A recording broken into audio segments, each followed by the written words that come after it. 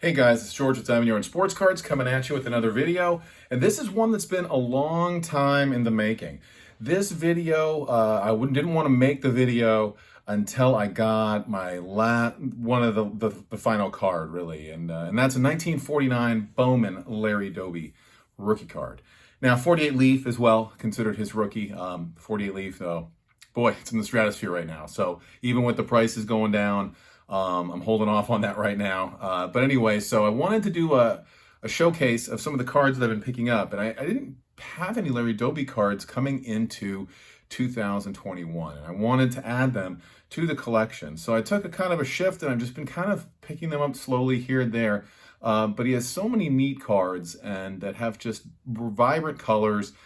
And obviously, you know, his meaning to the game, as you guys all know, is the second African-American player in Major League Baseball. That's something it's hard to even, quantify or put any kind of value on. It's so important, but he was a great baseball player. And I think that's forgotten here. And, it took the Hall of Fame a long time to recognize him. He wasn't inducted into the Hall of Fame, I believe, until if I look here correctly, it was Hall of Famer 1998.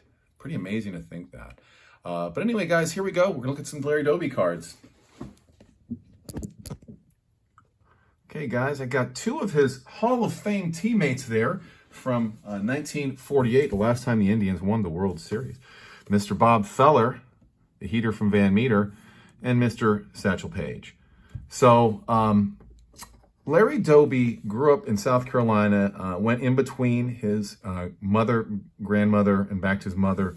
And his father died at a young age. His father died at 37, I believe. But just a very tough man, and had a difficult time growing up, but eventually signed on with the Newark Eagles to team up with Monty Irvin in when he was very young, just maybe 18, 17 years old, teamed up with the great Monty Irvin with the Newark Eagles, which were owned by Abe and Effa Manley. So anyway, after this, he then went to World War II and served his time there and came back. This is one of the great cards I found that I could not believe. I have never seen one of these before.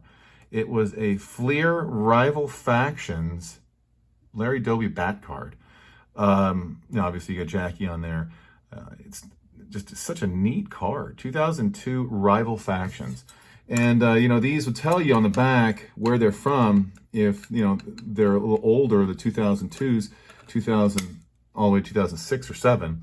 But this very cool back card talks about where it's from. It talks about Jackie Robinson, but then says the card contains a piece of authentic game-used bat by Larry Doby, outfielder of the Cleveland Indians. And then talks about Jackie Robinson there as well. So I just have never seen a Doby bat card before, and in fact, that Robinson on made me have to pick it up. So 1958, this is one I picked up, and this card is interesting because this was Doby's second go-round with the Cleveland Indians. The club he came up with in 1947, I believe it was July of 1947, he came up with them, and then, was so successful. And then he ended up going to the White Sox. And then he went back for a second round with the Indians. So I had a great opportunity to pick up this one. 58 cards and 6 in higher grades. This is a higher grade, I guess, these days. But I just thought it was a beautiful card, great colors. So after Doby came back from World War II, he ended up teaming up again with Monty Irvin and the Newark Eagles, and they won the Negro League World Series. And Doby's, I guess, marks were close to 400. And then he ended up signing on with Cleveland.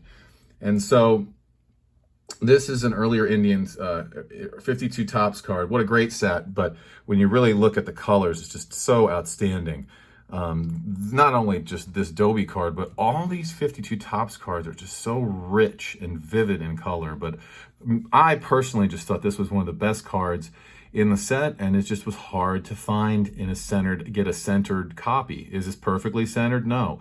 I was finding ones that were centered, but then they have, the darkness and the black background. They get dings and anyway, print defects and all that jazz.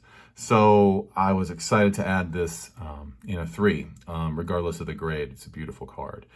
And so Doby would lead the American League in home runs twice.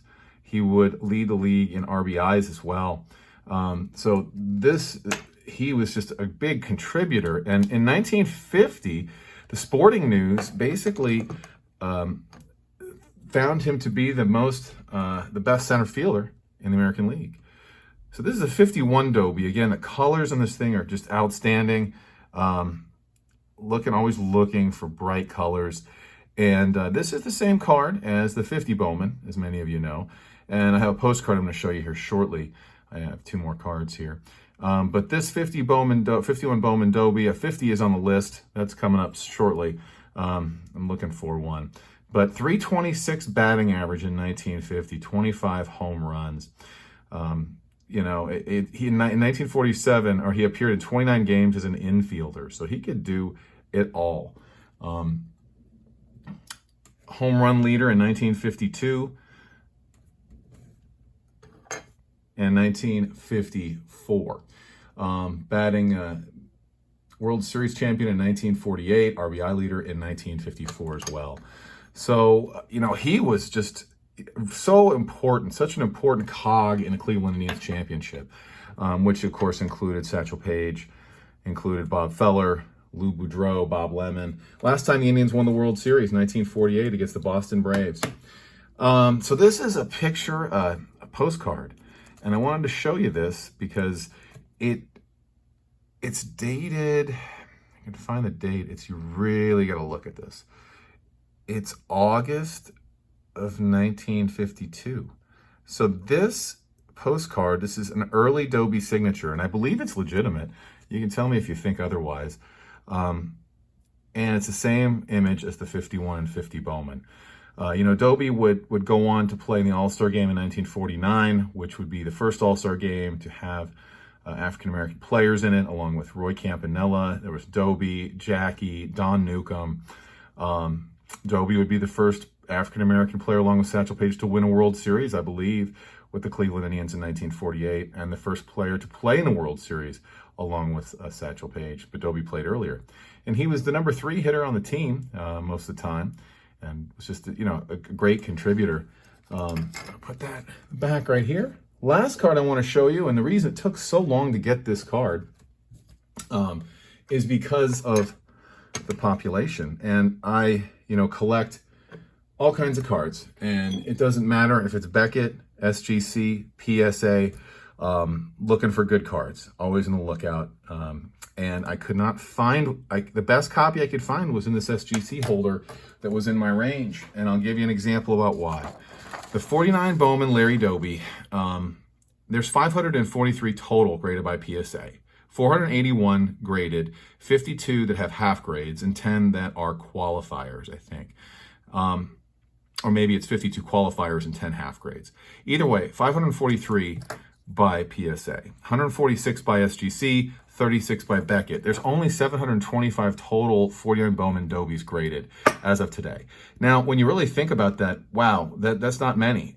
That's not many across all of these. And I would venture to guess that with people snapping slabs, resubbing raw, that this number is probably closer to 600, 625, or crossing them to different services and not turning in the flips. Anyway, so, that tells you how hard, and I've been looking for this card for a long time, but really have focused in the last 6 months on trying to pick this card up. So this was the Doby I got, 1949 Bowman Larry Doby, and just couldn't, the colors on this thing, I wanted to get a nice background, nice yellow background, and the bright, let me move this down a little bit. If hopefully we can see it better. But I was looking for some centering, and for me, if it's a little left to right is really important. Top to bottom is important, but it's a little bit low, it's fine with me. Either way, though, just a fantastic Doby rookie card. So guys, I really appreciate you tuning in. Thanks for watching, and keep collecting.